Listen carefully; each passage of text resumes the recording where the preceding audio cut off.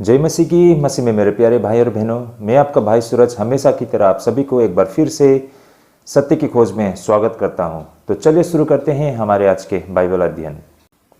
तो एक बार फिर से आप सभी का स्वागत है भाई और बहनों सत्य की खोज में। आज का जो हमारा बाइबल अध्ययन करने का रहेगा वो रोमियो को पत्री 1 अध्याय 28 से लेकर 32 पद तक रहेगा। काफ़ी रोचक विषय रहेगा भाई और बहनों। लेकिन भाई और बहनों, ये जो हमारा आज का विषय होगा इसे हम कुल मिलाकर 2 भागों में अध्ययन करेंगे। आज हम पहली भाग को अध्ययन करेंगे और इसका कंटिन्यूएशन अगले रविवार को हम करेंगे, क्योंकि भाई और बहनों ये काफ़ी गहरा विषय है और इस पर हम एक ही दिन में इस विषय को हम समेट नहीं पाएंगे। यही कारण हमें इसे 2 भागों में करना पड़ेगा। तो भाई और बहनों, वैसे वचन पढ़ने का रहेगा हमारा रोमियो को पत्री 1 अध्याय 28 से लेकर 32 पद तक में। और हमारा जो विषय रहेगा वो यह है कि वो व्यक्ति जिसने परमेश्वर को अपने जीवन से बाहर कर दिया है। जब कोई व्यक्ति अपने जीवन से परमेश्वर को बाहर कर देता है तो इसका क्या नतीजा होता है और क्या कारण से, किस वजह से लोग अपने जीवन से परमेश्वर को दूर कर देते हैं, इसे आज हम समझने जा रहे हैं। या फिर हम कह सकते हैं कि आज का जो ये विषय है, ये विषय इंसान के दुष्ट स्वभाव को दिखाती है। तो काफी रोचक विषय रहेगा भाई और बहनों, अंत तक बने रहिएगा। इससे पहले कि जितने भी हमारे वीडियो से आप हमारे प्लेलिस्ट से देख सकते हैं। और भाई और बहनों, सब्सक्राइब करना मत भूलिए और विशेष करके नोटिफिकेशन बेल को दबाना मत भूलिए, क्योंकि जब भी हमारा वीडियो आता है तो आप तक में हमारी नोटिफिकेशन पहुंच जाएगी। तो चलिए भाई और बहनों, समय को नहीं गवाते हुए हम शुरू करते हैं हमारे आज के अध्ययन को। सबसे पहले हम वचन को पढ़ लेते हैं रोमियो को पत्री 1 अध्याय 28 से लेके 32 पद तक में। तो यहाँ पर वचन इस प्रकार लिखा है, और जब उन्होंने परमेश्वर को पहचानना न चाहा, इसलिए परमेश्वर ने भी उन्हें उनके निकम्मे मन पर छोड़ दिया कि वे अनुचित काम करें।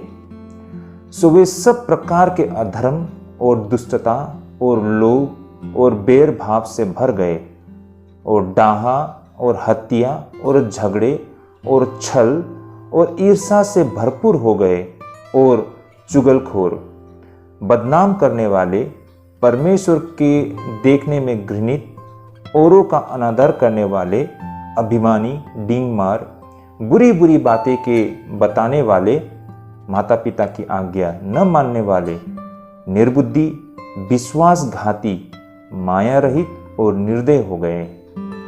वे तो परमेश्वर की यह विधि जानते हैं कि ऐसे ऐसे काम करने वाले मृत्यु के दंड के योग्य है।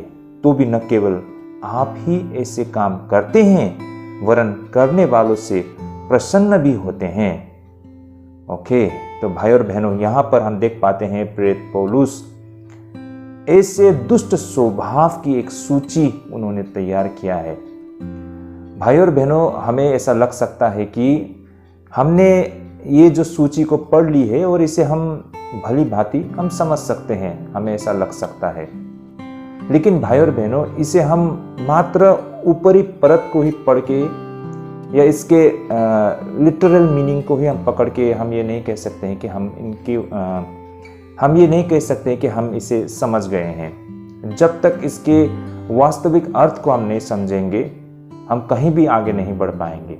देखिए भाई और बहनों, समस्या ये है कि आज हम प्रभु में है ना, हम प्रार्थना करते हैं, हम संगति में जुड़ते हैं, हम कहते हैं कि हम विश्वासी हैं, फिर भी हम निरंतर क्यों पाप करते रहते हैं? ये सारे जो पाप के स्वभाव बताया गया है, क्या ये हमारे अंदर नहीं है? क्योंकि देखिए भाई और बहनों, ये सारे स्वभाव इंसान में तभी होता है जब तक वो व्यक्ति परिवर्तन नहीं होता है ना। और जब तक किसी व्यक्ति में ये सारे स्वभाव है तो वो परमेश्वर से दूर है। ये सारे स्वभाव ही लोगों को परमेश्वर से दूर करता है और जिसका नतीजा है मृत्यु। जैसे कि यहाँ पर 32 पद में कहा गया है ना, वे तो परमेश्वर की यह विधि जानते हैं कि ऐसे ऐसे काम करने वाले मृत्यु के दंड के योग्य है। भाई और बहनों, जो कोई व्यक्ति में ये बुरी स्वभाव बना रहता है, अंत तक इस स्वभाव से वो छुटकारा पाना नहीं चाहता है, इस स्वभाव से वो निकलना नहीं चाहता है, इसी स्वभाव में वो बने रहता है, उसका नतीजा होता है मृत्यु। कितनी भयानक बातें हैं ना। चाहे आपने यीशु मसीह के नाम में बपतिस्मा लिया हो, चाहे आप चर्च में जाते हो, प्रार्थना करते हो, दशवांश देते हो, सभाओं में जाते हो, लेकिन आप में परिवर्तन नहीं आया है, अब भी वो ये जो भ्रष्ट स्वभाव आपके अंदर बना रहता है, आप इस स्वभाव से बेहद चाहना रखते हैं, इससे आप दूर होना नहीं चाहते हैं, इससे आप बनाए रखते हैं और खुद को मसीह भी कहते हैं, तो भाई और बहनों ये गलत होगा। क्योंकि आप मसीह नहीं हो सकते हैं जब तक इन सारे स्वभाव को आप अपने अंदर बनाए रखते हैं। आप प्रयास नहीं करते हैं, आप कोशिश नहीं करते हैं इन स्वभाव से दूर जाने के लिए। भाई और बहनों ये बहुत ही गंभीर विषय हैं। मैंने शुरुआत में ही कहा, हो सकता है हमें लग सकता है कि ये कोई बड़ा विषय नहीं हो, है ना। हम सोचते हैं कि इसे हम पढ़ लिए और हम समझ गए हैं, हम जानते हैं इसके विषय में, लेकिन समस्या ये है कि हम कभी भी इन भ्रष्ट स्वभाव को जानते तो है, समझते तो है, लेकिन इसे हमने कभी अपने जीवन में एहसास करने के लिए कोशिश नहीं किया है ना। इन स्वभाव को हमारे अंदर हमने कभी महसूस करने के लिए कोशिश नहीं किया है। ऐसा इसलिए है क्योंकि हम इसे गंभीरता से नहीं लेते हैं, इसे हम बहुत ही हल्के तरीके से लेते हैं। और भाई और बहनों, हमारा इन स्वभाव को, इन भ्रष्ट स्वभाव को गंभीरता से न लेने के कारण हमारे मृत्यु का कारण बन सकता है, जैसे कि यहाँ पर वचन में कहा गया है। तो भाई और बहनों, इन सारे बातों को लेकर आज हम अगर विश्वासी है तो हमें बहुत ही गंभीर होना पड़ेगा। बेशक हम पाप करते हैं और प्रभु के सामने आके हम पश्चाताप करते हैं तो हमारे पापों का क्षमा हमें मिल जाती है, लेकिन उन सारे बुरे स्वभाव को फिर भी हम अपने अंदर बनाए रखते हैं और इससे हम दूर जाना नहीं चाहते हैं, तो भाई और बहनों ये पाप की स्वभाव हमें मृत्यु तक लेके जाएगी। तो भाई और बहनों, आज हम इन स्वभाव को थोड़ी विस्तार से समझने के लिए प्रयास करते हैं।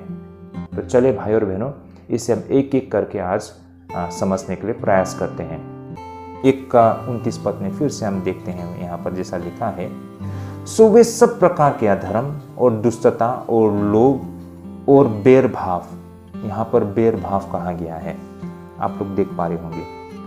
तो यह एक ऐसे व्यक्ति के मामले का वर्णन करता है जो हर उस गुण से वंचित है जो उसे अच्छा बना सकता है। उदाहरण के लिए बैरभाव रखने वाले व्यक्ति न्यायाधीश है। मान लीजिए कोई न्यायाधीश है ना, जो जज है, वो व्यक्ति बैरभाव रखता है और उसमें कानूनी ज्ञान, नैतिक समझ और चरित्र ईमानदारी का अभाव है, जो कि एक अच्छा न्यायाधीश बनने के लिए आवश्यक होती है। तो भाई और बहनों, ऐसे व्यक्ति को बैरभाव रखना कहा जाता है। वो न्यायाधीश है, उसे तो न्याय करना चाहिए था, लेकिन भाई और बहनों उसमें कानूनी ज्ञान, नैतिक समझ या फिर वो ईमानदार नहीं है, तो ऐसे व्यक्ति को बैरभाव करना कहा जाता है ना। भाई और बहनों, ऐसे व्यक्ति में सभी प्रकार की बुराइयां शामिल है और अन्य सभी पापों के अग्रदूत के रूप में इन्हें वर्णित किया गया है। भाई और बहनों, आगे हम देख पाते हैं यहाँ पर ईर्षा या फिर डाहा। 1:29 में फिर से हम इसे पढ़ते हैं, जैसा लिखा है, सो वे सब प्रकार के अधर्म और दुष्टता और लोभ और बैरभाव से भर गए और डाहा, यहाँ पर डाहा कहा गया, यानी कि ईर्षा करना, डाहा करना, है ना। तो यहाँ पर अब आगे ऐसे स्वभाव के विषय में बताया गया है जिसे डाहा कहा जा सकता है, जो कि एक द्वेषपूर्ण चीज है। यह एक अच्छे व्यक्ति को देखती है और उसके खूबी को आकांक्षा करने के लिए इतना प्रेरित नहीं होती है जितना कि उससे घृणा किया करता है। तो भाई और बहनों, डाहा का मतलब, ये जो डाहा जो ऐसी स्वभाव है, इसकी परिभाषा को हम इस प्रकार समझ सकते हैं। मान लीजिए किसी आपके दोस्त, रिलेटिव, आपके मित्र है ना, उनमें कुछ अच्छी चीज़ें हैं, या फिर मान लीजिए उसने किसी चीज़ में सफलता हासिल किया है ना, उसने अचीवमेंट किया है, तो उसकी जो खूबी है, या फिर कोई चीज़ में कोई व्यक्ति सफलता हासिल करता है ना, वो अचीव करता है, तो उससे हमें प्रेरणा पाने के बजाय उससे हम घृणा करते हैं, तो इसे डाहा करना, ईर्ष्या करना कहते हैं। भाई और बहनों, आज हम ये सारी चीज समाज में बहुत देखते हैं ना।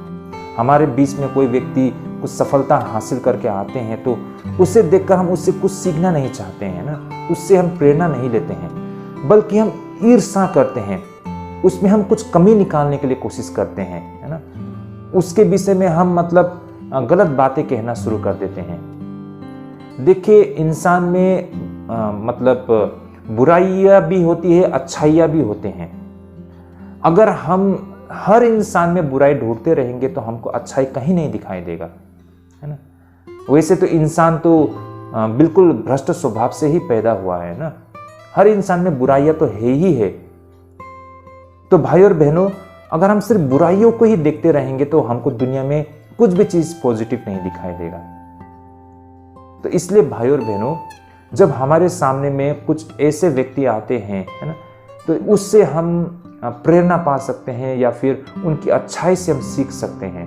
उनके जो बुराई है उसको एक कोने में रख दीजिए, लेकिन लोग उससे अच्छाई को सीखने के बदले, उससे प्रेरणा पाने के बदले में उससे घृणा क्या करते हैं। इसका मतलब है ईर्ष्यालु व्यक्ति है ना, आपके अंदर ईर्ष्या करने वाली स्वभाव है, ईर्ष्या करने वाली दुष्ट आत्मा है भाई और बहनों।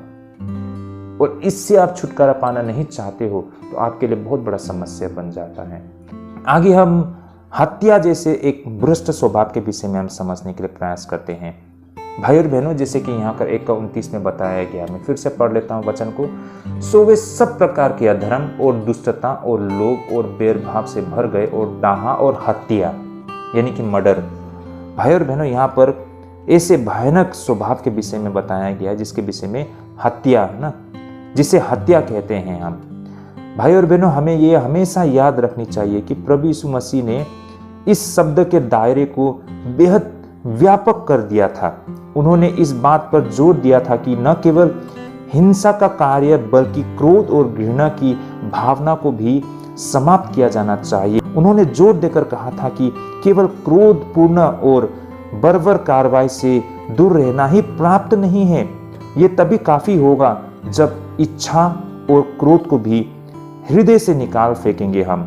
हो सकता है कि हमने अपने जीवन में कभी भी किसी व्यक्ति पर हमला ना किया हो, लेकिन कौन कह सकता है कि वो कभी भी किसी पर हमला नहीं करना चाहता था, क्योंकि मनुष्य कर्म पर ध्यान देते हैं, लेकिन हमारा परमेश्वर, हमारा जीवित परमेश्वर हमारी नीयत को देखते हैं, हमारे इंटेंशन को देखते हैं। तो भाई और बहनों, इन बातों को हमें समझना होगा।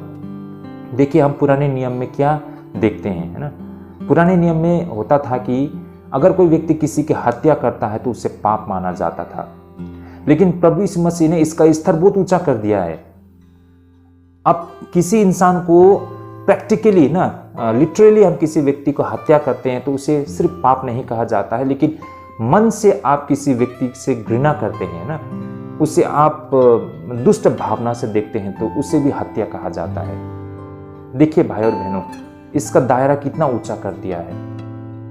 परमेश्वर और हम मनुष्य के सोच में कितना अंतर है। हम मनुष्य कर्म पर देखते हैं, हमने क्या किया है अपने हाथों से, हम उस पर विचार करते हैं ना, उसको आधार बनाते हैं। लेकिन परमेश्वर हमारे मन को देखते हैं, हमारे हृदय को देखते हैं, हमारे मन में क्या चल रहा है। इसलिए हम कहते हैं ना, हमारा परमेश्वर जीवित परमेश्वर है, सच्चा परमेश्वर है। वो हमारा मन परिवर्तन चाहते हैं, है ना, नए मनुष्य तत्व को धारण करना चाहते हैं। देखिए, जीवन में हमने कहीं दफे, बेशक हमने आज तक किसी को फिजिकली, किसी को हमने हाथ नहीं उठाया है, लेकिन मन से हमने कितनी बार लोगों पर हमला किया होगा ना, तो ये किसी को हत्या करने के बराबर माना जाता है। इसका मतलब आपके अंदर हत्या करने वाली स्वभाव है। भाई और बहनों, ऐसे स्वभाव लेके हम परमेश्वर के निकट नहीं आ सकते हैं। आगे को भाई और बहनों, यहाँ पर हम झगड़े या फिर संघर्ष के विषय में देख सकते हैं। आइए 1:29 में फिर से हम पढ़ते हैं, जैसा यहाँ लिखा है। सो वे हर प्रकार के अधर्म और दुष्टता और लोभ और बैरभाव से भर गए और डाहा और हत्या और झगड़े। यहाँ पर कहा गया है झगड़े यानी कि संघर्ष। भाई और बहनों, जो कि वह एक विवाद है जो लालच, महत्वाकांक्षा, प्रतिष्ठा की इच्छा उच्च स्थान और प्रभुता से पैदा होती है।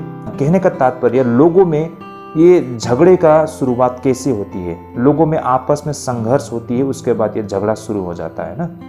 ये क्यों होता है? क्योंकि लोग लालच करते हैं ना, उनमें महत्वाकांक्षा है, वो प्रतिष्ठा को प्राप्त करना चाहते हैं, है ना, ऊंचा स्थान चाहते हैं, और इस संघर्ष में लोगों में आपस में झगड़ा होते हैं।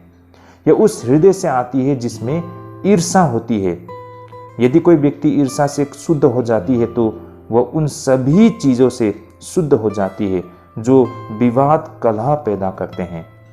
तो भाई और बहनों, यह परमेश्वर का उत्तम उपहार होगी जब हम दूसरे की सफलताओं में भी उतना ही आनंदित ले सकते हैं जितना कि अपनी सफलताओं में। भाई और बहनों, हमारे बीच से झगड़ा या संघर्ष उसी दिन समाप्त हो जाएगा जब हम दूसरे को आदर करना सीखते हैं, दूसरे के खुशियों में आनंद होना हम सीखते हैं। तो भाई और बहनों, ये हमारे लिए एक उत्तम उपहार है परमेश्वर से। वो ये एक ऐसी सामर्थ्य है जो हम दूसरे की खुशियों में हम भी आनंदित होते हैं, हम खुश होते हैं, तो हमारे बीच से वो सारे झगड़े खत्म हो जाते हैं। लेकिन भाई और बहनों, हम ईर्ष्या करते हैं और हम संघर्ष करते हैं, हम भी उन सारी चीजों को प्राप्त कर ले किसी भी तरीके से, तो ये संघर्ष हमारे बीच में झगड़ा पैदा कर देती है। आमतौर पर लोगों के बीच में झगड़ा क्यों होते हैं, है ना? क्योंकि वो एक दूसरे से ईर्ष्या करते हैं, उस चीज को पाने के लिए हर प्रकार की गलत तरकीब को अपनाते हैं, जिससे उनके बीच में संघर्ष होता है, झगड़े होते हैं। दो इंसान के बीच में, दो परिवार के बीच में, दो गांव के बीच में, दो राज्य के बीच में, दो देश के बीच में, है ना। इस संघर्ष का कारण लोग एक दूसरे के खुशी में खुश नहीं रहते हैं, बल्कि वो एक दूसरे के खुशी को ईर्ष्या के नजर से देखते हैं, जिस वजह से उनमें संघर्ष होता है। भाई और बहनों, तो भाई और बहनों, क्या हमारे अंदर भी ऐसे स्वभाव है? आज उसे हम अपने अंदर परखना होगा। आई होप हमारे भाई बहन लोग जो आज ये वीडियो देख रहे हैं, इन सारे तथ्यों को समझ पा रहे हैं। आज के लिए हम यहीं पे स्थगित करेंगे। आज हमने मात्र 29 पद को अध्ययन किया है, लेकिन नेक्स्ट वीडियो में हम 30 पद से कंटिन्यू करेंगे 32 पद तक। और भी ऐसे भ्रष्ट स्वभाव की यहाँ सूचियाँ बताई गई है जिसे हम समझने के लिए प्रयास करेंगे। इसका मकसद है इन सारे भ्रष्ट स्वभाव को जो प्रेरित पौलुस ने बताई है, इसकी गंभीरता को हम समझे, है ना, ताकि हम इसे एहसास कर सके, महसूस कर सके, अपने आप को परख सके, है ना, और फिर हम कोशिश कर सके इन सारे चीज़ों से कैसे दूर रहे। देखिए, हम प्रभु से मांगेंगे तो प्रभु हमें अगुवाई करेगा, हमें देगा वो शक्ति। तो परमेश्वर में हमें निरंतर आस्था रखना है, विश्वास रखना है और ढूंढना है ना, इन सारे प्रश्नों का उत्तर ढूंढना है, तो परमेश्वर हमें देंगे। तो आज के लिए यहीं पे हम स्थगित करेंगे। अगले अध्ययन में जुड़िएगा। प्रभु आप सबको अगुवाई करे, प्रभु आप सबको ढेरों आशीष करे। जय मसीह की।